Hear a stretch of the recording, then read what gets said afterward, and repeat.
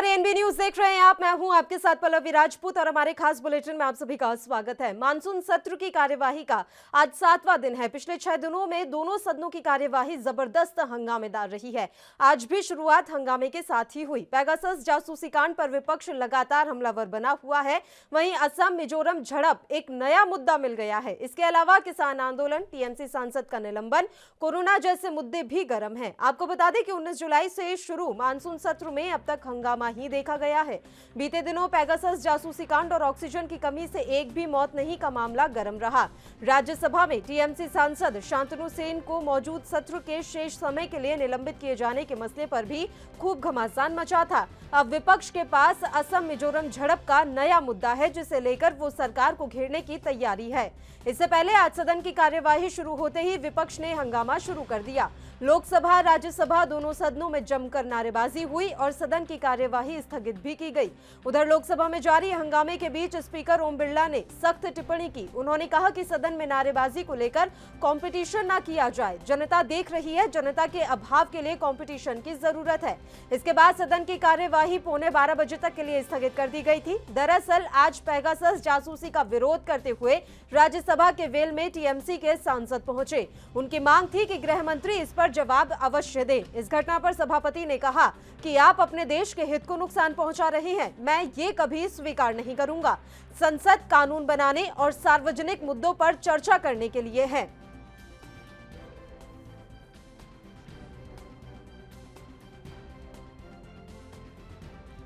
Monsoon सत्र की कार्यवाही का आज 7वां दिन है। पिछले 6 दिनों में दोनों सदनों की कार्यवाही हंगामेदार रही है। आज भी शुरुआत हंगामे के साथ ही हुई। पेगासस जासूसी कांड पर विपक्ष हमलावर बना हुआ है। वहीं असम मिजोरम झड़प का एक नया मुद्दा विपक्ष को मिल गया है। इसके अलावा किसान आंदोलन, टीएमसी सांसद का निलंबन, कोरोना जैसे मुद्दे भी वर्तमान समय में काफी गर्म है। आपको बता दें कि 19 जुलाई से शुरू मानसून सत्र में अब तक हंगामा ही देखा गया है। बीते दिनों पेगासस जासूसी कांड और ऑक्सीजन की कमी से एक भी मौत नहीं का मामला गर्म रहा है। राज्यसभा में टीएमसी सांसद शांतनु सेन को मौजूदा सत्र के समय के लिए निलंबित किए जाने के मसले पर भी खूब घमासान मचा था। अब विपक्ष के पास असम मिजोरम झड़प का नया मुद्दा है, जिसे लेकर वो सरकार को घेरने की तैयारी में है। इससे पहले आज सदन की कार्यवाही शुरू होते ही विपक्ष ने हंगामा करना शुरू कर दिया। लोकसभा राज्यसभा दोनों सदनों में जमकर नारेबाजी हुई और सदन की कार्यवाही स्थगित करनी पड़ी। उधर लोकसभा में जारी हंगामे के बीच स्पीकर ओम बिरला ने भी आज सख्त टिप्पणी की है।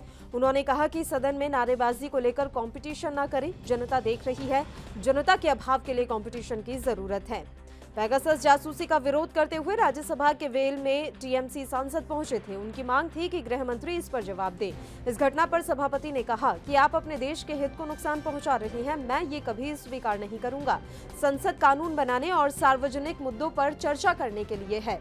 आपको बता दें कि पेगासस के मुद्दे पर विपक्ष हमलावर है। कृषि कानूनों का मसला भी हावी नजर आ रहा है। इस बीच असम मिजोरम झड़प का मामला भी काफी गर्माता हुआ दिखाई दे रहा है। पेगासस जासूसी का विरोध लगातार कांग्रेसी सांसदों की तरफ से किया जा रहा है। वहीं अगर हम शिरोमणि अकाली दल की बात करें तो इनकी तरफ से कृषि कानूनों का मसला जोर शोर से उठाया जा रहा है। पेगासस जासूसी कांड को लेकर विपक्ष ने आज राज्यसभा में जमकर हंगामा काटा है, जैसा कि हमने आप तक जानकारी भी पहुंचाई है। वहीं प्रधानमंत्री नरेंद्र मोदी ने संसदीय दल की बैठक में कांग्रेस पर हमला बोलते हुए कहा कि कांग्रेस ना तो सदन चलने देती है, ना चर्चा होने देती है।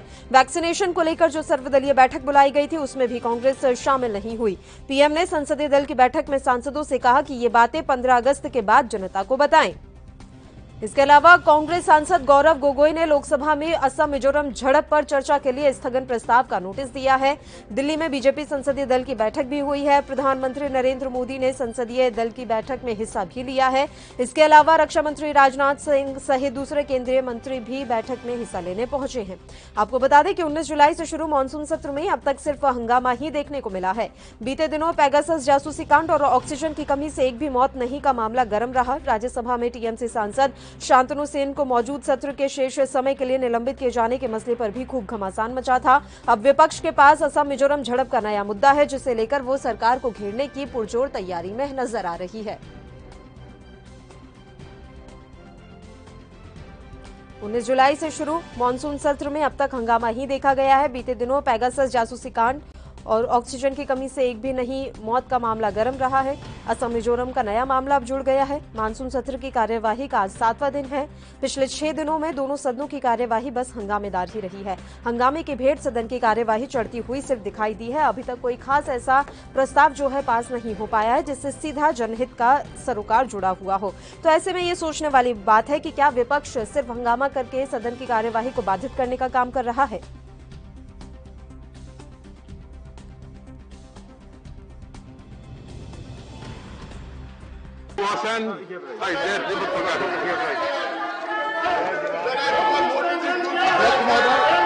वैज्ञानिक तथा औद्योगिक अनुसंधान परिषद CSIR के वार्षिक प्रतिवेदनों और लेखा परिचित लेखाओं की सभा। We want to read the report of the standing committee, combined work of members.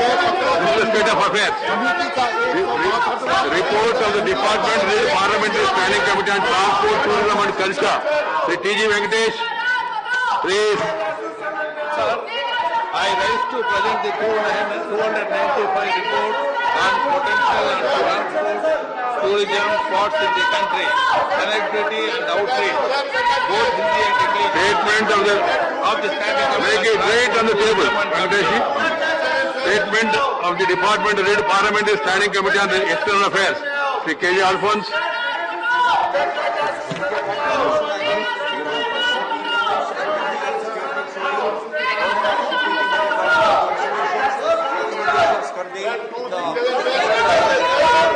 Also, special mentions on your issues.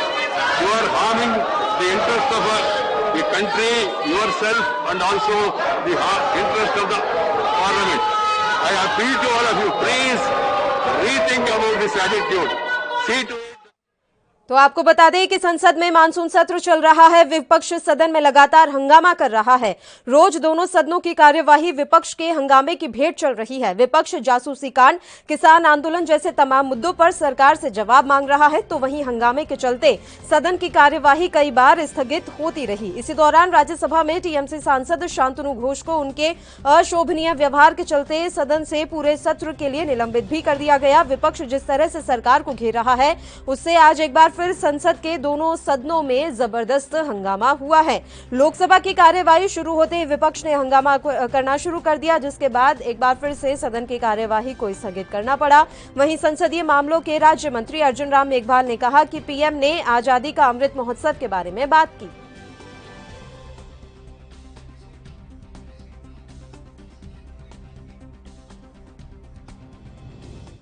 चलिए अब इस मसले पर हम चर्चा की शुरुआत कर लेते हैं। चंद्रकिशोर ठाकुर जी इस समय हमारे साथ लाइव जुड़ गए हैं, जो कि कांग्रेस का पक्ष रखेंगे। ठाकुर साहब, स्वागत है आपका एएनबी न्यूज पर।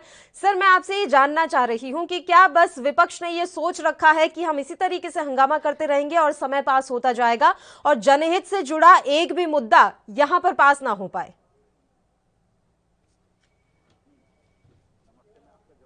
चाहता हूं कि ये जो मोदी जी की सरकार है, माननीय प्रधानमंत्री जी हैं, इनका जो टीम है, ये समझिए कि बिल्कुल ही एनआरकी जो सिस्टम है उसको फैला करके रखा है, मोनोपोली कर रहे हैं हर चीज में। विपक्ष, अब देखिए किसान भाई हमारे सड़क पर हैं इतने दिनों से, वो उनका जो मांग है उनको पूरा नहीं किया जा रहा है। दूसरी बात कि पेगासस का जो मामला आया है, आप देखिए कि पेगासस से सब जगह जासूसी करवा करके देश के सभी लोगों का, विपक्ष का लोग हो, उनका IAS हो, IPS हो, सबों को ये जासूसी तो ब्रिटिश टाइम में होता था कि कौन क्या करना है, उसके खिलाफ क्या करना है, ताकि हमारे खिलाफ कोई साजिश ना हो पाए। ये लोकतंत्र है। प्रधानमंत्री मोदी जी और उनकी टीम यह भूल गए हैं कि यह लोकतंत्र है। भारतवर्ष जो है प्रजातंत्र है और यहाँ जनता की सरकार है, जनता के लिए हम लोग काम कर रहे हैं। विपक्ष के लोग हो या जो भी हो, सबका वो जासूसी करवा करके और अखबारों में ये देते हैं बार बार, और आपके कुछ मित्र बंधु जो जिसको की गोदी मीडिया के लोग चाहते हैं, उन लोगों के माध्यम से मैसेज दिलवा रहे हैं कि पेगासस जो है वो लोगों को रात को नींद से सोने की बात करते हैं, उसके चलते सारा सिक्योरिटी सिस्टम हमारा मजबूत है। सर, आपका पूरा जवाब मैं लूंगी, आपका पूरा जवाब लूंगी। सर, बस एक छोटे से ब्रेक के लिए हमें यहाँ बुलेटिन में रुकना है, फौरन हाजिर होंगे।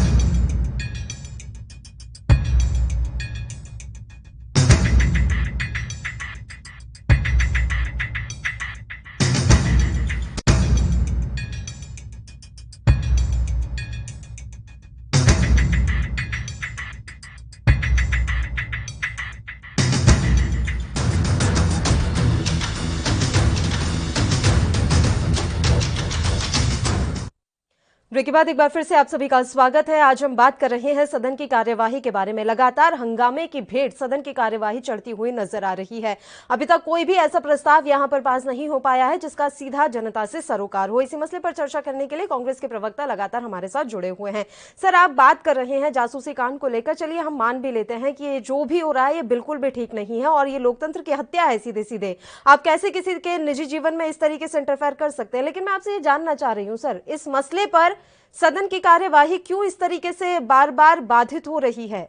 और आप भी बहुत अच्छी तरीके से जानते हैं कि आपके हाथ कितने रंगे हुए हैं जासूसी कांड में। आपके कार्यकाल में तो आपने अपनों को नहीं छोड़ा था, आपके खुद के अपनों ने आप पर आरोप लगाए थे कि आप लोग फोन टैप करा रहे हैं।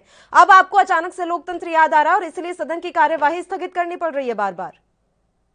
नहीं, जब हमारा डिमांड है, हम विपक्ष लोग कह रहे हैं कि आप पहले पेगासस से बहस करा दीजिए, आप किसान आंदोलन पे बहस कराइए, उससे सरकार तैयार ही नहीं हो रही है। वो बहस तो करा दे उससे, फिर उसके बाद सारी बातें होगी, पहले दूसरा प्रस्ताव लाते हैं। तो मेरा कहना है कि जो लोकतंत्र की हत्या हो रही है माननीय प्रधानमंत्री जी के द्वारा, भारतीय जनता पार्टी के सरकार के द्वारा, तो कम से कम इससे पहले चर्चा हो जाए कि आखिर पेगासस की जासूसी क्यों करवाया इन्होंने। आखिर किसान हमारे कहाँ जाएंगे? सड़क पर बैठे हुए हैं, इतने दिनों से बैठे हुए हैं, फिर कहाँ जाएंगे ये लोग? और सामने चुनाव पे चुनाव कराए जा रहे हैं, किसान का कोई मुद्दा सुना नहीं जा रहा है। तो ये बिल्कुल ब्रिटिश टाइम में ऐसा होता था। आपने कहा कि ठीक है, जब कांग्रेस की सरकार थी तो अपने अपनों को नहीं छोड़ा, लेकिन ये वहाँ एक सीमित दायरे में हुआ करता था कुछ भी काम, वो ऐसा नहीं था जी। नहीं, सीमित दायरा किस तरीके से? आपसे मैं आप ये जस्टिफिकेशन चाहती हूँ सर, जब आपके टाइम पर हो रही थी फोन टैपिंग तो वो कैसे वाजिब हुआ? फोन टैपिंग, देखिए फोन टैपिंग वहाँ जरूरत नहीं थी, वो तो टाला गया था उसको बहुत दूसरे तरीके से, ऐसा नहीं था मामला। लेकिन जहाँ जरूरत, जैसे मैसेज दे रहे हैं कि हमारे जो सैनिक लोग सुरक्षित हैं, हम भारतीय सुरक्षित हैं, पेगासस की वजह से वो सिक्योरिटी सिस्टम को प्रोवाइड करा रहा है, तो वहाँ भी ये बातें होती थी, लेकिन इतने हद तक नहीं होती थी कि जितने भी IAS हैं, IPS हैं, सरकार के लोग हैं, विपक्ष के लोग हैं, सब पे ये हावी होते जा रहे हैं, पेगासस से जासूसी करवा रहे हैं। और लगातार आप लोगों के लिए भी तो ये कहा जा रहा है कि आप जाइए, फिर FIR दर्ज क्यों नहीं करवाते इस मसले पर? आप लोगों को FIR दर्ज करवानी चाहिए, आप लोगों को कोर्ट का भी दरवाजा खटखटाना चाहिए। ये तमाम स्टेप तो उठाए नहीं जा रहे। ये आपकी बात ठीक है कि सरकार को ये करना चाहिए, आप बात तो कीजिए सदन में, विपक्ष की बात तो सुनिए, लेकिन ये कहां तक ठीक है सर कि बार बार कार्यवाही स्थगित हो रही है? आप खुद मुझे बता दीजिए कि अभी तक कितने प्रस्ताव नए यहाँ पर पेश किए गए हैं और जो पास हो गए हों और जो जनहित से जुड़े हों? अभी पेगासस मुद्दे पे वो पहले बहस तो कर ले सरकार, किसी मुद्दे पर बहस तो कर ले, उसके बाद देखा हमारे किसान है। देखिए, भारत जो है गांवों का देश है, किसानों का देश है, 90% से अधिक लोग किसान हैं यहाँ पर, लेकिन क्या वैसे लोगों की सुनी नहीं जा रही है? विपक्ष यही तो कह रही है कि आप पहले किसान पे बहस करा लो, आप पेगासस पे बहस करा लो, लेकिन सरकार पहले अपना प्रस्ताव लाकर पेश करना चाह रही है। इसी पे यही मुद्दा है, यदि उसको मान लें, पहले बहस करा लें, फिर हम लोग पास कराएंगे, क्या दिक्कत है? उसमें कोई दिक्कत नहीं है। और जो ये सरकार की तरफ से बार बार कहा जा रहा है कि आप आइए बातचीत कीजिए, किसानों से बातचीत करने के लिए सरकार तैयार है, लेकिन बातचीत का भी कोई रास्ता नहीं निकल रहा है सर। इसके अलावा सुप्रीम कोर्ट में भी ये मसला अलग चल रहा है। क्या आप लोगों को विश्वास है कि सुप्रीम कोर्ट की तरफ से जो भी आएगा वो सही आएगा और बिल्कुल हित में ही आएगा, चाहे वो किसानों का हित क्यों ना हो? सुप्रीम कोर्ट जैसे माननीय उच्च न्यायालय, सर्वोच्च न्यायालय है, हम लोग उन पर कोई टिप्पणी नहीं कर सकते, लेकिन कहीं न कहीं उनकी भी भूमिका संदिग्ध है। सुप्रीम कोर्ट की माननीय प्रधानमंत्री जी अमित शाह जी के द्वारा जितना भी काम हुआ है, जो भी दिखाया, आपकी मीडिया ने ही दिखाया और हर जगह हम लोगों ने सुना है, तो इतनी संदिग्ध है कि पता नहीं सुप्रीम कोर्ट क्या न्याय देगी। दूसरी बात है कि किसान आंदोलन जो वो कह रहे हैं कि बातचीत करें, बातचीत तो किया, बातचीत में किसान का जो मुद्दा है, जो आपने कानून बनाया। चलिए सर, वापस लौट रही हूँ आपके पास, वापस लौट रही हूँ। एक छोटे से ब्रेक के लिए हमें यहाँ पर रुकना है, फौरन हाजिर होंगे।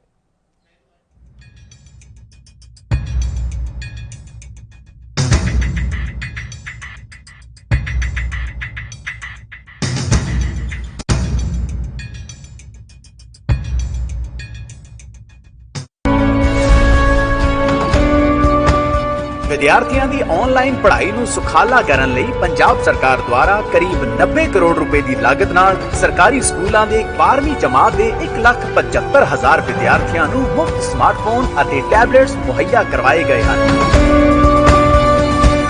ਇਸ ਦੇ ਨਾਲ ਹੀ ਆਉਣ ਵਾਲੇ ਸਮੇਂ ਦੇ ਵਿੱਚ ਸਰਕਾਰ ਦੁਆਰਾ 2 ਲੱਖ ਹੋਰ ਵਿਦਿਆਰਥੀਆਂ ਨੂੰ ਵੀ ਸਮਾਰਟਫੋਨ ਵੰਡੇ ਜਾਣਗੇ। ਸਿੱਖਿਆ ਦੇ ਪੱਧਰ ਨੂੰ ਉੱਚਾ ਚੱਕਣ ਲਈ ਵਚਨਬੱਧ ਪੰਜਾਬ ਸਰਕਾਰ।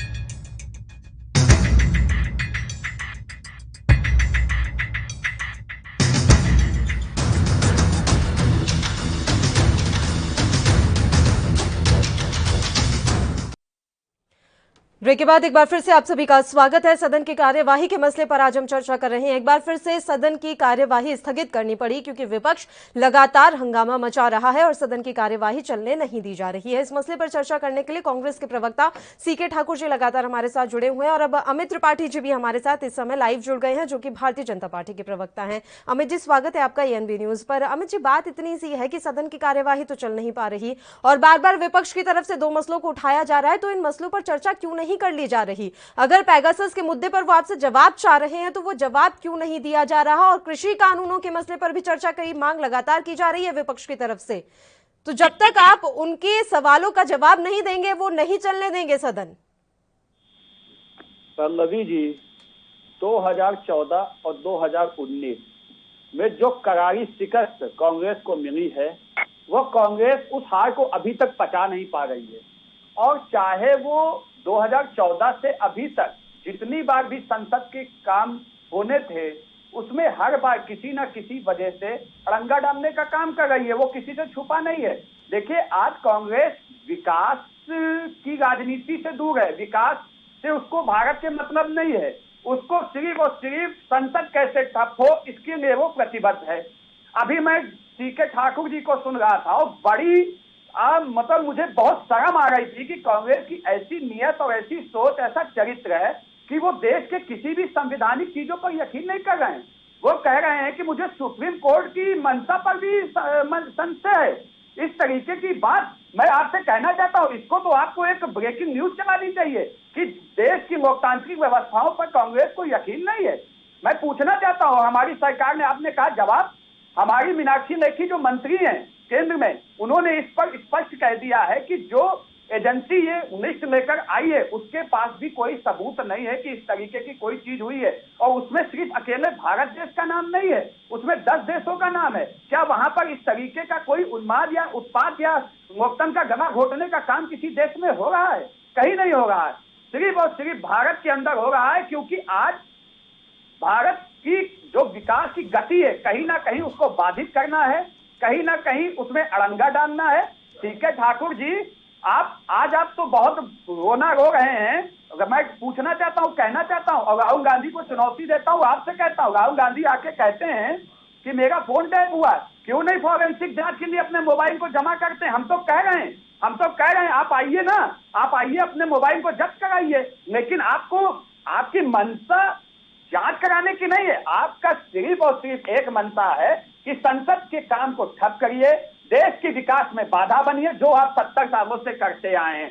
देखिए, मैं फिर कहना चाहता हूं, ये जो जिस तरीके की चीजों को ये उठाकर जनता के सामने रखना चाहते हैं, जनता उस पर यकीन नहीं करती है। और मैं पल्लवी जी आपके चैनल के माध्यम से फिर कहना चाहता हूं और एक बार पुनः फिर से दोहरा रहा हूं कि आपको अगर शंका है, आप अपने फॉरेंसिक जांच जाइए, आप अपने मोबाइल को जब्त कराइए। कल मैं एक न्यूज चैनल पर देख रहा था, एक कांग्रेस के प्रवक्ता और हैं, उनसे कहा गया कि क्या आप अपना मोबाइल जमा कराएंगे, तो वो कहते हैं मुझे फॉरेंसिक जांच पर भी भरोसा नहीं है।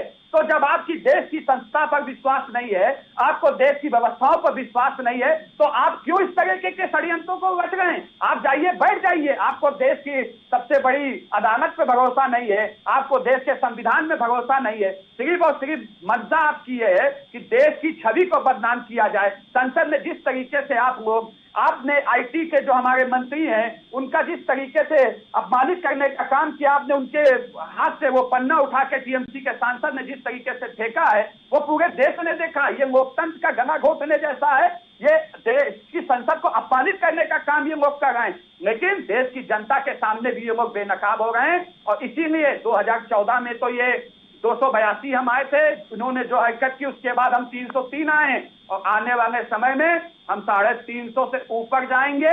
ये केवल और केवल देश की जो गति को रोकना चाहते हैं उस षड्यंत्र में कामयाब नहीं हो पाएंगे। और किसान की बात करते हैं, किसान अगर आज आप कह रहे हैं किसानों के मुद्दे, हम तो खुले दिल से कह रहे हैं कि आइए बात कीजिए। सरकार ने हमेशा बात करने के लिए खुद देश के कृषि मंत्री ने लगातार इस तरीके से अपनी तरफ से कहा कि आइए हम बात करेंगे, लेकिन हर बार जब सरकार ने इनकी मांगे मानी, इन्होंने पहले 14 मांगे रखी थी, उसमें से 8-9 जब मानी गई तो इन्होंने अलग 14 मांगे रख दी, उस पर भी सरकार ने संज्ञान लिया, उस पर भी बातचीत बनी। लेकिन इनकी मंशा क्या है वो कल आपने राकेश टिकैत के बयान से सुना। इन्होंने कहा हमने दिल्ली को घेरा है, अब लखनऊ को घेरेंगे, लखनऊ को कब्जा करेंगे, लखनऊ को बंधक बनाएंगे।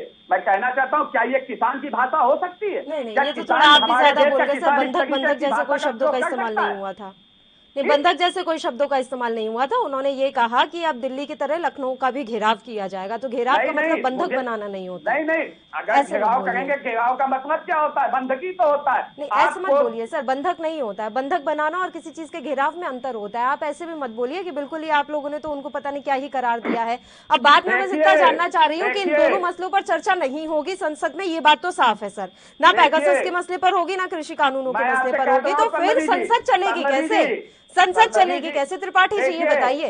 नवी जी, भारतीय जनता पार्टी और देश की सरकार लगातार हर तरीके से चर्चा करने के लिए तैयार है, लेकिन अगर आप संसद के अंदर आकर आईटी मंत्री के हाथ से अरे तो शांतनु को तो कर दिया है ना आपने निलंबित सर। शांतनु सेन तो हो गए निलंबित, शांतनु सेन तो हो गए सर निलंबित। अब छोड़िए उस बात को, उनको तो उनके किए की सजा मिल गई है। अब ये बताइए कि आगे कैसे चलेगी संसद, वो उसका जवाब दीजिए आप मुझे। अरे आप मुझे बताइए ना, मैं कह तो रहा हूँ, देश के मंत्री भी कह रहे हैं कि राहुल गांधी अपने मोबाइल को जमा कराएं, ठीक है, जांच कराने, कहाँ दिक्कत है, हम तो कह रहे हैं, लेकिन वो कराते क्यों नहीं है? केवल उनकी मंशा सिर्फ संसद को ठप करने की ही तो है।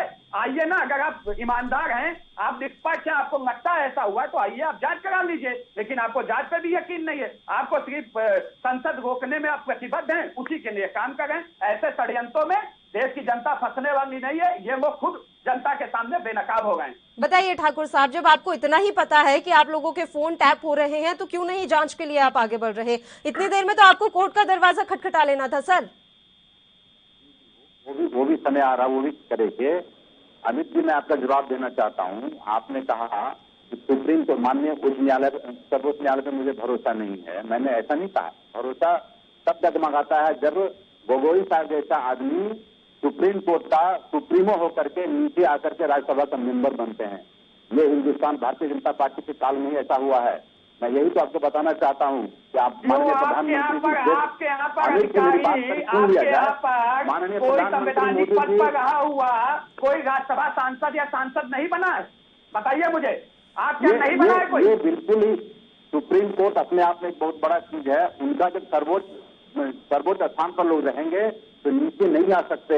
माननीय प्रधानमंत्री मोदी जी आज देश के प्रधानमंत्री हैं और कानून में लिखा है, मुख्यमंत्री बना दें, कानून में लिखा है, नहीं होता। किस कानून में लिखा है मुझे बताइए। क्या घटनाएं घटी, अरे मुझे किस कानून में लिखा है बताइए मुझे, मैं पढ़ूंगा उसके पास। या तो झूठ मत बोलिए, जवाब देना चाहता हूँ। इस तरीके से नहीं, आप झूठ मत बोलिए। राहुल गांधी से कहिए, राहुल गांधी से कहिए ना, जांच कराएं। बिल्कुल बिल्कुल त्रिपाठी जी, यही सवाल उठा रही हूँ मैं, यही सवाल उठा रही हूँ। ठाकुर साहब बताइए, अगर दिक्कत है तो आप अपने फोन की जांच करवा लीजिए, सारा दूध का दूध पानी का पानी हो जाएगा।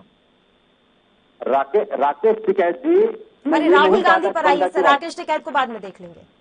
हाँ, मैं यही कह रहा हूँ कि माननीय प्रधानमंत्री जी की जो गरिमा है उसको बरकरार रखना है तो सुप्रीम कोर्ट के सुप्रीमो को यहाँ राज्यसभा में नहीं लाना था। दूसरी बात, बड़ी जीत 2019 में जीती है। आप जवाब दीजिए राहुल गांधी के ऊपर। राहुल गांधी से कहिए ना मोबाइल जमा कराएं, क्यों नहीं करा रहे? क्यों जांच से डर रहे? क्या राहुल गांधी के मोबाइल में और कुछ भी है? असंवैधानिक चीजें भी है क्या? इसलिए बोलने दीजिए ना मुझे, एक बार बोलने दीजिए। और एक सेकंड, सीके ठाकुर जी बात बताइए, एक बात बताइए, अभी सदन में हंगामा क्यों हो रहा है?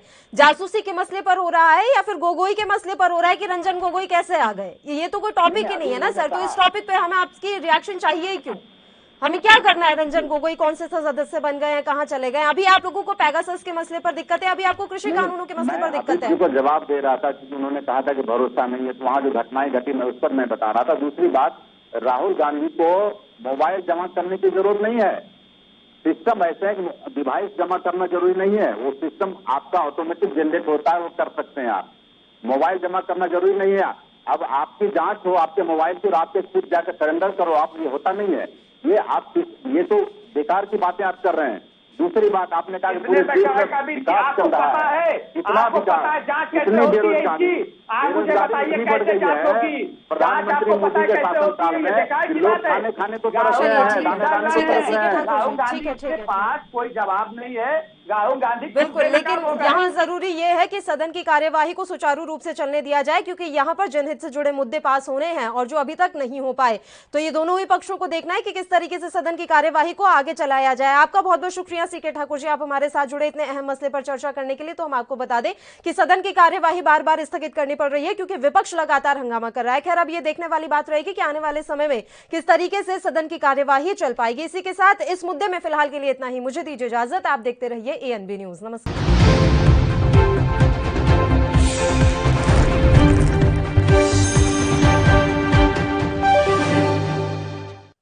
ब्रेक के बाद एक बार फिर से आप सभी का स्वागत है। रुख कर लेते हैं अपने अगले मुद्दे का। पश्चिम बंगाल विधानसभा चुनाव में जीत के बाद मुख्यमंत्री ममता बनर्जी आज प्रधानमंत्री नरेंद्र मोदी से शाम 4 बजे मुलाकात करेंगी। बंगाल में लगातार तीसरी बार सत्ता पर काबिज होने के बाद ममता की प्रधानमंत्री से यह पहली मुलाकात होगी। इससे पहले वे कांग्रेस नेता कमलनाथ, आनंद शर्मा और अभिषेक मनु सिंघवी समेत अन्य विपक्षी नेताओं से भी मुलाकात करेंगी।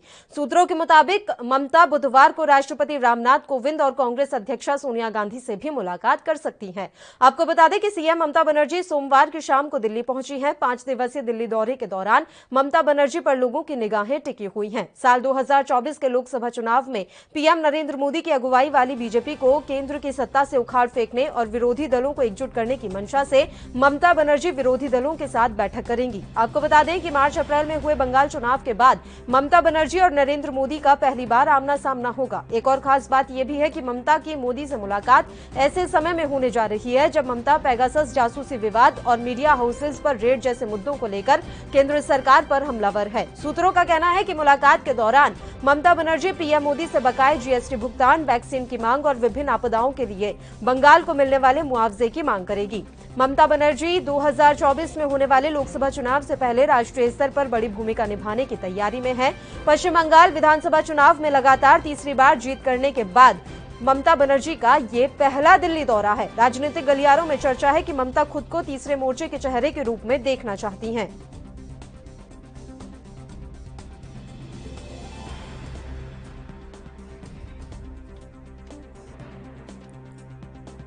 तो तृणमूल कांग्रेस के प्रमुख 2024 के लोकसभा चुनाव से पहले राष्ट्रीय स्तर पर बड़ी भूमिका निभाने की तैयारी में हैं। पश्चिम बंगाल में लगातार तीसरी बार सत्ता पर काबिज होने वाली ममता बनर्जी का विधानसभा चुनाव में जीत दर्ज करने के बाद यह पहला दिल्ली दौरा है। संसद के मानसून सत्र के दौरान दिल्ली दौरे पर पहुंची ममता बनर्जी अन्य विपक्षी दलों के नेताओं से भी मुलाकात कर सकती हैं। तृणमूल कांग्रेस के सूत्रों ने कहा है कि 26 से 30 जुलाई के दौरे के दौरान ममता बनर्जी संसद भी जा सकती हैं, जहां मानसून सत्र चल रहा है। हालांकि उनका यह दौरा कोरोना नियमों पर ही निर्भर करेगा। वहीं बनर्जी के दिल्ली दौरे पर निशाना साधते हुए बीजेपी की पश्चिम बंगाल इकाई के अध्यक्ष दिलीप घोष ने आरोप लगाया कि मुख्यमंत्री ममता बनर्जी फर्जी टीकाकरण शिविर मामला, चुनाव बाद हिंसा और अन्य मुद्दों को लेकर आलोचनाओं का सामना कर रही हैं और इससे बचने के लिए वह कुछ दिन के लिए राज्य से बाहर रहना चाहती हैं। उन्होंने दावा किया कि विपक्षी दलों को एकजुट करने का बनर्जी का ये प्रयास सफल नहीं होगा। इस मसले पर अब चर्चा की शुरुआत हम कर लेते हैं। अमित त्रिपाठी जी लगातार हमारे साथ जुड़े हुए हैं, जो कि भारतीय जनता पार्टी के प्रवक्ता हैं। अमित त्रिपाठी जी आज पहुंच गई हैं दीदी, और इस तरीके की जानकारी मिल रही है कि शाम को वे प्रधानमंत्री नरेंद्र मोदी से भी मुलाकात कर सकती हैं। इस दौरे को और इस मुलाकात को आप किस तरह से देख रहे हैं सर? देखिए, ममता बनर्जी एक स्टेट की मुख्यमंत्री है और उनका अधिकार है कि वो देश के प्रधानमंत्री जी से समय मांग के मिल सकती है, और आज उनको समय मिला तो वो निर्णय आई है। उसमें वो उनका अपना व्यक्तिगत और टीएमसी का मुद्दा है, उस पर हम लोग ज्यादा राय नहीं देंगे, लेकिन इतना जरूर कहना चाहेंगे, जो आपने कहा कि वो एक तीसरे मोर्चे का एक चेहरा बन सकती हैं, तो तीसरे मोर्चे के चेहरे की जहां तक बात है, तो आप लोग मानते हैं, आपने तीसरे मोर्चे का पहला जब चुनाव हुए या जब भी कोई नया चेहरा आया तो कभी कहा गया कि अरविंद केजरीवाल हो सकते हैं, कभी शरद पवार की बात आई, तो समय समय पर तीसरे मोर्चे में एक नया चेहरा आता है। इसी क्रम में ममता बनर्जी जी का चेहरा आया है। भारतीय जनता पार्टी से जहां तक लड़ने की बात है, आपने भी देखा कि भारतीय जनता पार्टी ने उनको उन्हीं के घर में पटकनी देने का काम किया है, खुद उनको चुनाव हराने का काम किया है। बिल्कुल उनकी सरकार जरूर बन गई, लेकिन एक मुख्यमंत्री के तौर पे जनता ने उनको नकार दिया, वो चुनाव हार गई। और कैसे वो चुनाव जीतती है वो किसी से छुपा नहीं है कि एक जो दूसरी पार्टियों का वोट बैंक पूरा का पूरा भाजपा को हराने के लिए शिफ्ट हुआ, इसलिए इनकी सत्ता बन गई। अच्छा, कांग्रेस के साथ गठबंधन की चर्चाएं बड़ा जोरों पर है। अब मुझे ये बताइए सर, अगर कांग्रेस के साथ मान लीजिए गठबंधन हो भी जाता है तो उसका राष्ट्रीय राजनीति में कितना असर रहेगा, उससे क्या हो जाएगा? क्या टीएमसी एक राष्ट्रीय पार्टी बन जाएगी? देखिए, कांग्रेस की तो दशा और दिशा आज क्या उसका हश्र है वो तो किसी से छुपा नहीं है। तो कांग्रेस भी बैसाखी ढूंढ रही है, हर राज्य में वो बैसाखी ढूंढ रही है कि उसके सहारे वो कुछ कदम चल पाए। इसमें भी एक क्रम में टीएमसी है।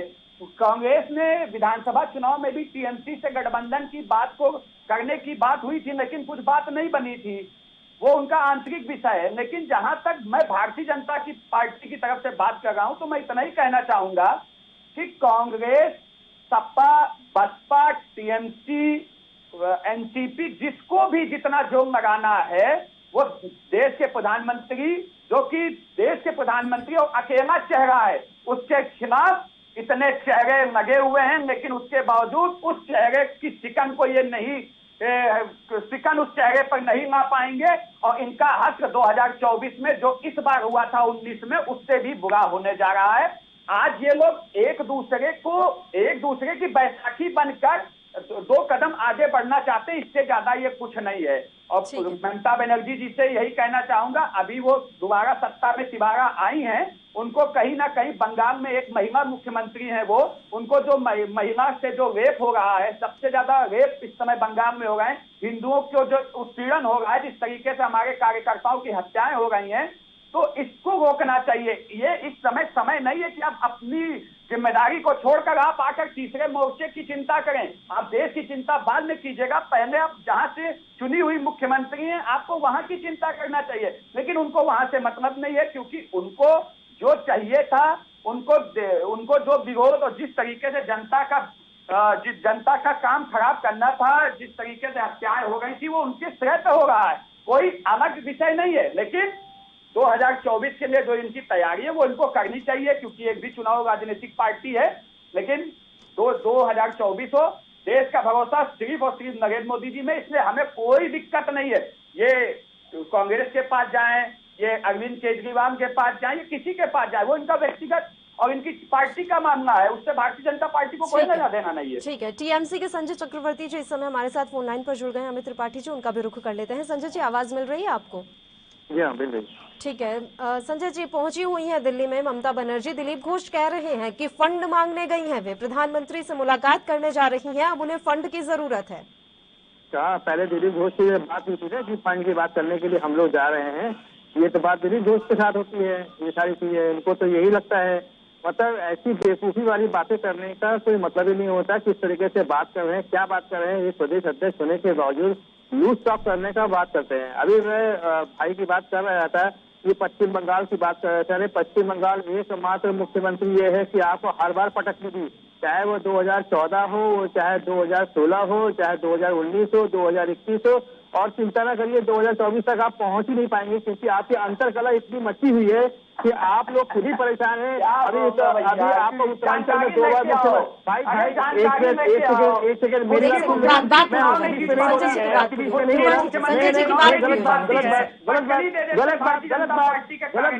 आपकी बात नहीं सुनना चाहता। पहले मेरी बात सुनिए, पहली बात गलत बात, एकदम गलत बात। डिबेट करना सीखिए, आप पहली बार डिबेट करना, मुझे लगता है डिबेट करना सीखिए, डिबेट कर दीजिए। आपको पता है, आपको डिबेट करना आता है? अब मैंने आपकी पूरी बात सुनी ना, आपको पूरी बात सुनी कि नहीं सुनी? मेरी बात को पूरी करने नहीं, गलत बात, एकदम गलत बात। चलिए एक एक करके बात करते हैं। अमित जी बात कंप्लीट हो जाने दीजिए सर। इनको चुप कराइए। अमित त्रिपाठी जी एक बार बात पूरी हो जाने दीजिए सर। संजय चक्रवर्ती जी की बात पूरी हो जाने दीजिए, मैं तुरंत आपके पास से लौटूंगी। ठीक है संजय जी, आप अपनी बात आपकी बात सुन रहा था, मेरी बात सुन लीजिए उसको। जी। पहली बात तो ये है कि ये जो जिस तरीके से कहा था सूट उठा, वो तो इनके पार्टी में मची हुई है। अभी येदियुरप्पा ने रिजाइन दिया, अभी आपने देखा हो उत्तरांचल में 2 बार रिजाइन हो गया। अभी योगी जी जो है माफी मांगने के लिए पहुंच गए थे। बात ऐसा है ना सर, उनके पास बहुत सारे राज्य हैं, एक पश्चिम बंगाल नहीं है ना उनके पास। नहीं एक सेकंड में बता रहा हूँ, मैं आने दीजिए ना, कि बहुत सारे राज्य पहले नहीं थे। 2014 के पहले कोई राज्य नहीं था इनके पास। ये 2016 के बाद जो थोड़ा बहुत इनका परिवर्तन हुआ वो उसी की वजह से हुआ। रही बात विकास की बात, रही बात चेहरे की बात, तो इस चेहरे की पटकनी बंगाल में इनको बार बार मिलती रही है और आगे भी लगातार मिलती रहेगी। इसको चिंता की करने की बात नहीं है। थोड़ा सा यहाँ पे आपको रोक रही हूँ सर। वो पटकनी वाली बात अमित त्रिपाठी जी ने उस पे कही थी कि देख लीजिए खुद नंदीग्राम से ममता बनर्जी हार गई और भारतीय जनता पार्टी के उम्मीदवार जीत गए। उन्होंने उस बात पर ही पटकनी वाली बात कही थी। नंदीग्राम में वो कैसे हारी है, किस तरीके से हराया गया, इसका विचारण ये कोर्ट में हो रहा है, हाईकोर्ट में ये मामला है। इसके बारे में बात नहीं करना चाहता। ठीक है, अभी वो अपना पीठ थपथपा सकते हैं और उसकी पीठ थपथपा लेने दीजिए, कोई दिक्कत नहीं है, हमें उनसे कोई परेशानी नहीं है। तो दूसरी बात ये है कि अभी जो इस तरीके से हड़कंप मची है इनके अंदर, इनके पार्टी का अंतरकलह मचा हुआ है, ये 2024 तक न्यूज जा ही नहीं सकते। ये 2023 में ही आम चुनाव होने वाला है, क्योंकि जिस तरीके से फोन टैपिंग करके आपने विपक्ष हो, चाहे सत्ता हो, चाहे आपने मीडिया का हो, आम आदमी को, सबका फोन टैपिंग करके आप निजी बातों को सुनने का प्रयास करेंगे, कौन किसके साथ क्या बात कर रहा है। इसमें तो आपके मंत्री, आपके सांसद तक इसमें शामिल है। मीडिया इनके अगेंस्ट से बात कर रहा है, उनकी फोन टैपिंग हो रही है। तो जिस तरीके से आप निजी जिंदगी में घुसने की कोशिश कर रहे हैं, जिस तरीके से महंगाई की मार आपने दे रखी है, और आप चेहरा की बात कर रहे हैं। अरे चेहरा जब कोविड के बाद में जो है प्रधानमंत्री 47 दिन तक तो टीवी पे नहीं आए, घर के अंदर छुपे बैठे हुए थे, कैसी बात करेंगे चेहरे की बात। अरे जब सामने आने की बात होती है, जब सामने से मुकाबला करने की बात आती है, तब समझ में आता है किस तरीके से मुकाबला किया जाता है, किस तरीके से मुकाबला किया जाता है। अभी तक अब पता ही नहीं है आप लोग, अभी तक तो भागते फिरते रहे हैं, अभी तो केवल भाग रहे हैं आप लोग, अब कुछ नहीं कर रहे हैं। अभी तो आने दीजिए, अभी देखिएगा इन पीछे देखिए 1 साल के अंदर उत्तर प्रदेश का चुनाव बता देगा कि किस तरीके से, क्योंकि उत्तर प्रदेश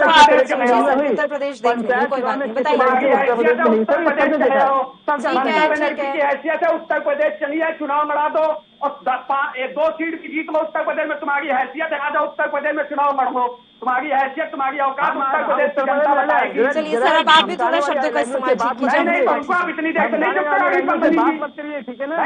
धमकाने वाले लैंग्वेज से बात करिए, सभी से बात करिए, टीवी पे है सारे, आपको इंडिया पूरा देख रहा है। 21 लैंग्वेज से बात तरीके से आप जो है चलिए मैं दोनों को ही शांत करूंगी, दोनों ही शांत हो जाइए और इस तरह की भाषा का इस्तेमाल मत कीजिए। एक एक करके बात करेंगे। अमित त्रिपाठी जी, संजय चक्रवर्ती जी, दोनों से रिक्वेस्ट है एक एक करके बात करेंगे सर, और इस तरह की भाषा दोनों ही नेताओं की तरफ से ना हो तो बेहतर रहेगा। संजय चक्रवर्ती जी, अभी आपने पेगासस का मुद्दा उठाया सर, मेरा एक सवाल यहाँ पर यह था, पेगासस को लेकर तो तुरंत आपकी तरफ से कमेटी गठित कर दी गई और चलिए आप लोगों ने जांच भी शुरू कर दी। जब आपको पता था कि बंगाल में नतीजे आने के बाद किस तरह से वहां पर महिलाओं के साथ अत्याचार हो रहा है, रेप हुआ है, वहां पर कितने लोग वहां से पलायन कर गए, उसके लिए आप लोगों से कमेटी गठित नहीं हुई? आपके लिए वो इतना इंपॉर्टेंट नहीं था कि आपके राज्य में हो क्या रहा है? उसके लिए कोलकाता हाईकोर्ट को बीच में आना पड़ा, लेकिन आप लोगों से उस मसले पर कमेटी गठित नहीं हुई क्योंकि आपके लिए एक महिला की सुरक्षा से ज्यादा इंपॉर्टेंट जासूसी विवाद है। देखिए, पहली बात तो यही है, पूरे देश का विवाद है, ये हमारा अकेला विवाद नहीं है, पूरे देश का विवाद है और महिलाओं के ऊपर तो पूरे देश का झंडा आपने उठा रखा है, लेकिन आपके राज्य में महिलाओं का उत्पीड़न हो रहा है, उसके लिए आप झंडा नहीं उठा सकते। महिलाओं पे अत्याचार हो रहा है, किस तरीके से उनके साड़ियों, सड़क में साड़ियां खींच। अरे मैं आपसे बात कर रही हूँ सर, आप उत्तर प्रदेश में पहुंच रहे हैं, चलिए ठीक है। अगर वहां पर एक सेकंड संजय चक्रवर्ती जी, लखीमपुर खीरी में जो कुछ भी हुआ उसके बाद आपको पता भी है कि क्या कार्रवाई हुई। अब मुझे आप ये बता दीजिए कि आपके राज्य में जो कुछ हुआ, राज्य सरकार की तरफ से क्या कार्रवाई की गई, क्यों वहां पर कोर्ट को बीच में आना पड़ा? संजय चक्रवर्ती जी, गिरफ्तार हो चुके हैं, लगभग 2000 से ज्यादा दंगाई गिरफ्तार हो चुके हैं और ये वो दंगाई है। पहली बात तो ये बता दे रहे, वो दंगा करने वाले लोग हैं, वो कोई किसी पार्टी के नहीं होते हैं, वो बीजेपी के भी लोग होंगे, वो आम आदमी भी हो सकता है, वो टीएमसी के भी हो सकता है, वो कांग्रेस का भी हो सकता है, किसी पार्टी का हो सकता है। दंगाई का कोई चेहरा नहीं होता है, ठीक है ना? तो जो दंगाई है वो लोग और उनके पास पूरी तरीके से कार्रवाई की जा रही है, कंटिन्यू की जा रही है। और टाइम फॉर इन्फॉर्मेशन 5 मई के बाद से किसी भी तरीके से ऐसी कोई हिंसक कार्रवाई नहीं हुई है। जो हुआ है वो 2 तारीख से लेकर 5 तारीख के बीच में हुआ है। 5 के बाद किसी तरीके से कोई हिंसक कार्रवाई नहीं हुई है। बिल्कुल, तभी कोलकाता हाईकोर्ट को बीच बीच में ऐसी टिप्पणियां करनी पड़ी थी। बताइए अमित त्रिपाठी जी। देखिए, मैं इससे कहना चाहता हूँ, अभी इन्होंने कहा कि भारतीय जनता पार्टी में अंतर कलह है। मैं इनसे पूछना चाहता हूँ कि अंतर कलह इनको कहाँ दिख रही है? क्या अगर सीएम का उम्मीदवार हमारे वहां पर उत्तराखंड में चेंज किए जाते तो ये हमारा आंतरिक विषय है, उसमें अंतर कलह कहाँ है? कोई जिनको हमने जो चेंज हुआ, जो नए आए, धामी जी आए, उससे पहले जो भी हमारे कैंडिडेट थे उन्होंने क्या कोई विरोधाभास वाली बातें की क्या? या येदियुरप्पा जी ने अपना जब इस्तीफा कर दिया है, क्या उन्होंने पार्टी के खिलाफ कोई बात की क्या? देखिए, भारतीय जनता पार्टी एक लोकतांत्रिक तरीके से चलने वाली पार्टी है। उसके यहाँ बदलाव होता है तो कार्यकर्ता उस चीज को जो पार्टी कहती है उसको मानती है। और आज इन्होंने एक चीज और कही कि योगी आदित्यनाथ जी माफी मांगने गए थे। अब इनको क्या पता कि योगी आदित्यनाथ जी माफी मांगने गए थे, क्योंकि माफी अगर मैं कहता हूं इनको लगता है माफी मांगने गए थे, तो किसके पास गए थे? वो अपने नेता के पास गए थे, नेता के पास गए थे। कम से कम दूसरी पार्टी का नेता जो आज दिल्ली में भीख मांगने तो नहीं गया है। आज भीख मांगने क्यों गई है वहां की मुख्यमंत्री टीएमसी की? क्यों भिखारियों की तरीके से वहां गई है, ये बताए ना। जीएसटी बकाया मांगना भीख मांगना होता है क्या सर? अमित नहीं, त्रिपाठी, जीएसटी बकाया मांगना भीख मांगना होता है त्रिपाठी जी? इनको दिल्ली में बकाला कैसे प्रवक्ता बनाया इनको? अरे इधर सुनो भाई, तुम क्या हो, किस तरीके के हो, अपने चरित्र को मत उजागर करो। तुम किस नायक हो, तुम्हारी हैसियत क्या है ये बताओ। लैंग्वेज क्या हो पार्टी में तुम? लैंग्वेज क्या ये स्तर कर रखा है हमने भाषा का सर? एक नेशनल टेलीविजन पर बैठकर हम किस तरह की भाषा का इस्तेमाल कर रहे हैं, आप ये बताइए। आप अपनी ही पार्टी को प्रेजेंट कर रहे हैं सर, आप दोनों ही नेता अपनी ही पार्टी को प्रेजेंट कर रहे हैं और आपके मुख से निकला एक एक शब्द आपकी ही पार्टी का स्तर दिखाएगा। भारतीय जनता पार्टी के ही लोगों में आपको कमी दिखती है पंद्रह की, उनको आपने नहीं रोका था एक बार भी?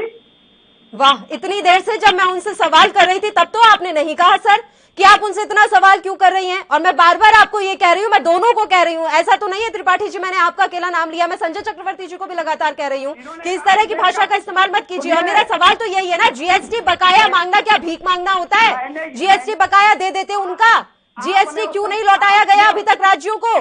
आपने उस समय क्यों नहीं रोका जब इन्होंने कहा देश का प्रधानमंत्री मुंह छुपाए बैठा था? आपने उस समय क्यों नहीं रोका? आप आ गए थे ना सर, आप एंकर बन गए थे ना उस समय। अमित त्रिपाठी जी, आप एंकर बन के बीच में कूद गए थे ना सर, मुझे जरूरत ही नहीं पड़ी, आप आ गए थे बीच में। एक छोटे से ब्रेक के लिए हमें यहाँ पर बुलेटिन में रुकना है, फौरन हाजिर होंगे।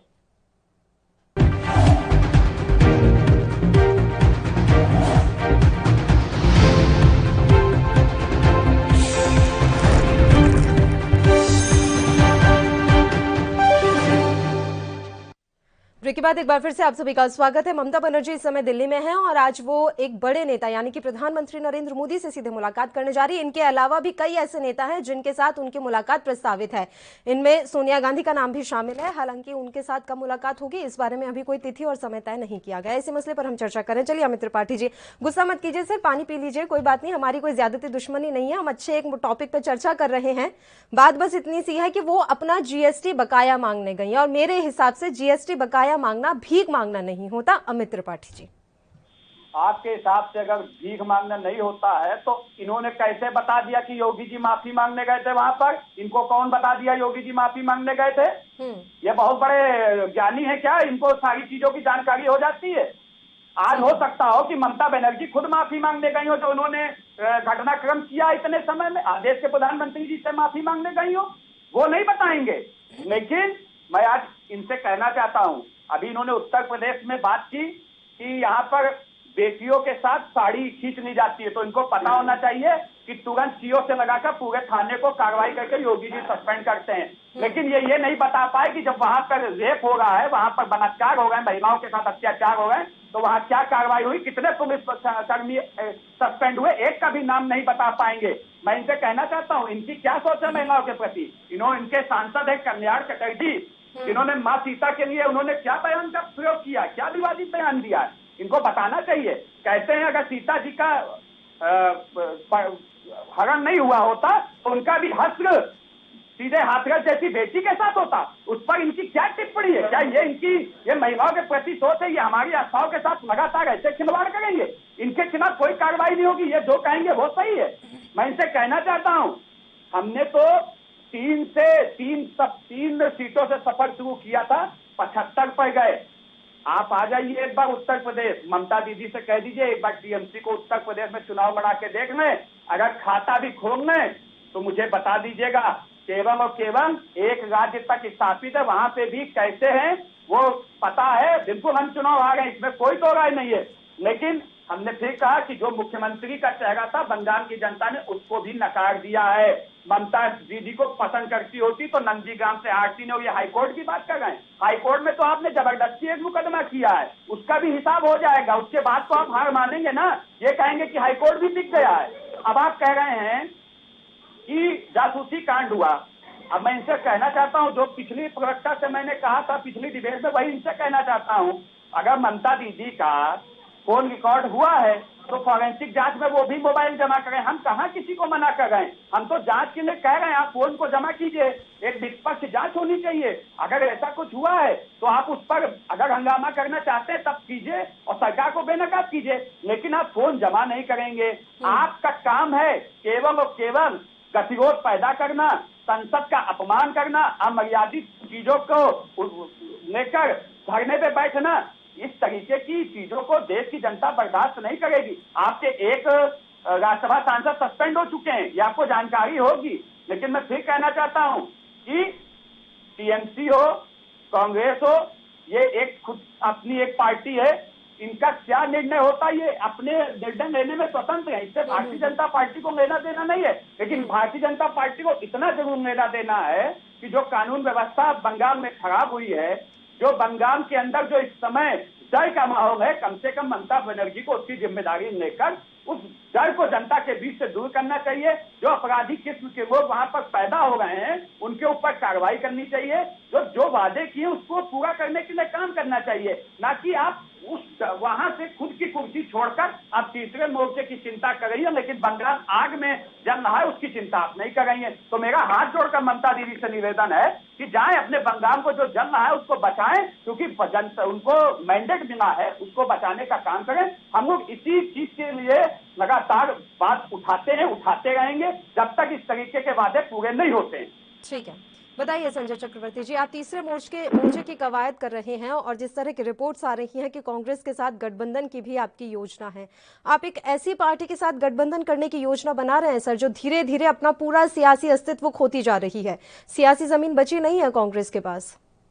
पहली बात तो ये है कि कांग्रेस का अभी भी जो है 20% वोट शेयर था, इसलिए कभी भी किसी को हल्के में मत लीजिए कि कौन कितना वोट परसेंट है कितना है। और दूसरी बात, ममता दीदी अगर आई हैं तो कोई किसी विदेश में घूमने नहीं आई है, अपने देश में, अपने देश की राजधानी में आई है। तो इनके पेट में दर्द किस बात के लिए हो रहा है? हम किसी से मिले, हम कोई भी बात करें, किसी से भी चर्चा करें, भाई आपको प्रॉब्लम किस बात की है? आप वो अपनी चीजों को देखिए, अपने गिरेबान पे झांक करके देखिए कि आप जिस तरीके से पेट्रोल का दाम बढ़ गया, लोगों की रोजगार जो छीन लिया आप लोगों ने, आप किस तरीके से आज तक हिंदुस्तान का इतिहास बता रहा है कि हिंदुओं को आपने बालू के अंदर दबा दिया। अब तो गंगा किनारे जाने में भी डर लगता है कि पता नहीं कौन सी लाश के ऊपर से हमारे सामने आकर मुझसे मुलाकात करने आ जाए। तो आपको गंगा नहाने के लिए भी दिक्कत हो गई है कि हम कैसे जाए वहां गंगा नहाने के, पता नहीं किस बालू के नीचे कहाँ पे कौन सी लाश दबी पड़ी हुई है। तो जो जिस तरीके से हश्र आपने हिंदुओं के साथ किया है ये सारा देश देख रहा है, सारे देश ने देखा हुआ है किस तरीके से महंगाई की वजह से आम आदमी की कमर टूटी हुई है, किस तरीके से बेरोजगार की वजह से आम आदमी परेशान है। पहले इसको सुधारिए, दूसरे के दलों में ताक-झांक करना बंद कर दीजिए। पहले जहां देश ने जो आपको मैंडेट दिया है उस मैंडेट को पहले देखिए कि किस तरीके से आप कोशिश आप लोग ये हो रही कि अब विपक्ष आपस में क्या बात कर रहा है आप उनकी बात सुने, आपके मंत्री आपस में क्या बात कर रहे हैं वो सुने, आप मीडिया क्या बात कर रही है आप वो सुने। मीडिया कोई सच्चाई दिखाएंगे तो आप उस पर छापा मार दोगे। अभी आपने देखा वो दैनिक भास्कर और भारत समाचार का आपने देखा, तो आज से देखो कहीं कुछ नहीं मिला, 2 दिन तक छापे चलते रहे, केवल परेशान करने के लिए हिटलरशाही है कि कोई भी सरकार के खिलाफ बोलेगा उसको हम दबा कर रखेंगे। ये किसी भी स्तंभ को मानने के लिए तैयार नहीं है, चाहे वो राजनीतिक स्तंभ हो, चाहे मीडिया स्टाफ हो, चाहे आम आदमी हो, किसी को ये मानना नहीं चाहता। और सिर्फ और सिर्फ दो आदमी देश को बेच रहे हैं और दो आदमी देश को खरीद रहे हैं, बस ये इनका फॉर्मूला है, सिंपल। चलिए, अब मुझे एक बात ये बता दीजिए, आपने कहा कि पेट्रोल डीजल महंगा हो रहा है, ये बात आपकी एकदम सही है, महंगाई है देश में। राज्य सरकार ने कितना वैट कम कर दिया सर? पश्चिम बंगाल की सरकार को इतनी चिंता थी कि हमारे बंगालवासी बड़े परेशान हो रहे हैं महंगाई से, तो आपने अपने स्तर पर क्या प्रयास किया? केंद्र सरकार ने बहुत महंगाई बढ़ाई, लेकिन राज्य सरकारें क्या प्रयास कर रही है? सरकार हमको जीएसटी ही नहीं दे रही है। पहले तो जीएसटी हमको देता, हम कुछ वैट कम करने की बात करें तो जीएसटी दबा के 3 साल से बैठी हुई है। दूसरी बात, हम जितने जन कल्याणकारी का काम हम लोग कर रहे हैं ना, इसी वजह से हम तीसरी बार ज्यादा से ज्यादा बहुमत से सीट लेकर के आए हैं। अभी भी 7 सीटें बाकी हैं और इस 7 के 7 सीटें हम जीत करके आएंगे। जो लोक कल्याण का काम हमारे यहाँ पे होता है वो पूरे देश में कहीं नहीं होता है। जी बताइए अमित त्रिपाठी जी। देखिए, आपने एक सवाल पूछा कि इन्होंने गंगा की बात की, आपने पूछा कि कितनी बार गंगा में नहाए, वो जवाब ही नहीं था इनके पास कि ये गंगा में नहाए। गंगा जानते ही नहीं है, ये सब तो तुष्टीकरण की राजनीति करने वाले लोग हैं। ये माँ गंगा के बारे में क्या जाने? जो माँ सीता में अभद्र टिप्पणी करते हो, वो माँ गंगा के बारे में क्या बात करेंगे? गंगा में लोगों को नहला दिया आप लोगों ने सबको। आपको पता होना चाहिए कि बंगाल में हम लोगों ने बहुत सारे लाखों का तो विसर्जन हम लोगों ने खुद किया है। आगे बह के गंगा वहाँ बंगाल तक पहुंच गई। देखिए पल्लवी जी, इसमें आपको स्पष्ट करना चाहिए क्योंकि ये तो झूठे लोग हैं, लेकिन आप एक एंकर हैं और उस पर हाईकोर्ट में टिप्पणी दी थी, उस पर नाते नहीं तय गई थी। वो बौद्ध धर्म की तर्ज पर वहां पर अंतिम संस्कार होते थे और इन्होंने उस चीज को गुमराह करने का काम किया। वो किसी से छुपा नहीं है। ये लोग एक झूठ तो बताएंगे लेकिन सच बताने का प्रयास कभी नहीं करेंगे। इन्होंने अभी कहा कि हम इनके यहाँ अंतर कर रहे हैं, मतलब इनके मुद्दों में हम झांक रहे हैं। आप मुझे बताइए, क्या भारतीय जनता पार्टी ने कोई विषय रखा था? ये तो आप मीडिया का विषय है, उस पर मैंने पहले ही कह दिया कि ये इन दोनों पार्टियां, इनका आंतरिक विषय है, लोकतंत्र है और अपनी बातों को किस तरीके से रखना वो लोगों का अपनी बातें हैं, खुद रखेंगे, उसमें भारतीय जनता पार्टी का कोई लेना देना नहीं है। लेकिन अभी इन्होंने पेट्रोल की बात बताई, इन्होंने अभी बताया रोजगार पे क्या काम हुआ, तो यही तो इसीलिए तो संसद चल रही है। आपको ये प्रश्न संसद में पूछने चाहिए थे, वहां पर आपने नहीं पूछे। वहां पर आप एक नया जो मुद्दा, जो है ही नहीं मुद्दा, जो एजेंसी आरोप लगा रही है उसके पास भी सबूत नहीं है, लेकिन आप संसद को ठप करने के लिए वो मुद्दा उठा रहे हैं जानकर। आपके पास ना रोजगार पर बात करने का समय है, ना ऊर्जा पे बात करेंगे, ना बिजली पे बात करेंगे, ना आप कोई भी मुद्दे जो विकास से जुड़े हुए उस पर कोई बात नहीं करना चाहते हैं। लेकिन मुद्दा सॉल्व करवा दीजिए ना। मैंने जो किसान जो है राजधानी में बैठा हुआ है उसका मुद्दा सॉल्व करवा दिए, क्यों नहीं सॉल्व करवा दे रहे? किसान अपने खेत में है। अभी अगर आप वो पता है किसान खेत में दिख रहा है, सारा देश देख रहा है, सारा देश देख रहा है आपका किसान खेत में। एक मिनट मेरी बात बताइए संजय चक्रवर्ती जी, अभी आपने कहा कि दिल्ली में किसान बैठा, उनका मुद्दा सॉल्व करवा दीजिए। आपको याद होगा सर, वो बंगाल की युवती थी ना जिसका रेप हुआ था इसी आंदोलन के समय, क्या हुआ है उस मसले पर? बंगाल सरकार ने क्या मदद की? कौन सी इसमें कार्रवाई चल रही है? मुझे इसका जवाब दीजिए जरा। जी बिल्कुल, उनके ऊपर पूरी कार्रवाई हुई है। क्या हुई है पूरी कार्रवाई में? कार्रवाई बताइए कार्रवाई हुई है, उसको अरेस्ट किया गया है। जिसके साथ बंगाल सरकार की तरफ से क्या हुआ सर? वो तो हरियाणा पुलिस ने किया है, आपकी सरकार ने क्या किया? मुझे उसका जवाब दीजिए। आपकी सरकार ने उस पीड़िता के परिवार की क्या मदद की है, मुझे ये बताइए। जहाँ का बंदा होगा अरेस्ट करके तो वही लेके जाएंगे। अरे तो हरियाणा सरकार थोड़ी ना बंगाल की युवती को मुआवजा देगी? आप बताइए ना, आपने क्या किया है? आपको इतना पता होना चाहिए कि अगर कोई, मुझे जो पता होना चाहिए मुझे पता है, मैं आपसे पूछ रही हूँ, आप मुझे उसका जवाब दीजिए। अरेस्ट करके हरियाणा की पुलिस लेके गई है ना उनको। और मैं आपसे पूछ रही हूँ सर, बंगाल की सरकार ने उस पीड़िता के परिवार की क्या मदद की, आप मुझे वो तो बताएं। हरियाणा पुलिस ने क्या किया है वो मुझे पता है। उसको पूरी सुरक्षा मिली हुई है। बताइए अमित त्रिपाठी जी, पूरी सुरक्षा दी है, उस बारे में जवाब नहीं मिल रहा कि बंगाल की युवती के साथ क्या हुआ उसी किसान आंदोलन में। देखिए, किसान आंदोलन की आड़ में इस तरीके से 26 जनवरी को उत्पात हुआ, तांडव हुआ, वो किसी से छुपा नहीं, पूरे देश ने देखा। और ये बच्ची के साथ बलात्कार छोड़िए, बच्ची का बलात्कार तो जो हुआ वो हुआ, उसको कोई न्याय नहीं मिल रहा है बंगाल सरकार की भी तरफ से। लेकिन आप वो भी भूल जाती है कि पेट्रोल डालकर वहां पे लोगों को कैसे जलाया गया, उसके लिए क्या हुआ, उसके लिए किसी विपक्ष के नेता ने आवाज उठाई थी क्या? या किसी ने उस बच्ची का जिसका भी रेप हुआ है, क्या उसके लिए ममता बनर्जी ने एक भी संवेदनशील बयान दिया? क्या किसी भी विपक्ष के नेता ने उस पीड़ित के साथ खड़े होने का प्रयास किया हो? मैं कहना चाहता हूं, एक ट्वीट या एक भी शब्द मुझे विपक्ष का उस बच्ची या उस जिसको जलाया गया उसके लिए एक शब्द आया हो तो आप मुझे बताने का कष्ट करें, बहुत कृपा होगी, क्योंकि ऐसा कुछ हुआ नहीं, आप बता नहीं पाएंगे। क्योंकि आज मैंने कहा देश के बिल्कुल बिल्कुल, अभी बिजी है ममता बनर्जी, तीसरा मोर्चा बनाने की कवायद में लगी हुई हैं। वैसे बहुत बहुत शुक्रिया आप दोनों ही मेहमानों का तमाम चर्चा करने के लिए आप हमारे साथ जुड़े। तो आपको बता दें कि ममता बनर्जी इस समय दिल्ली में है और यहाँ पर लोकसभा 2024 के चुनाव के लिए एक तीसरा मोर्चा बनाने की कवायद ममता दीदी की तरफ से की जा रही है। ये तो देखने वाली बात रहेगी कि अपनी कवायद में वो कितनी सफल हो पाती हैं। इसी के साथ इस बुलेटिन में फिलहाल के लिए इतना ही, मुझे दीजिए इजाजत, आप बने रहिए हमारे साथ।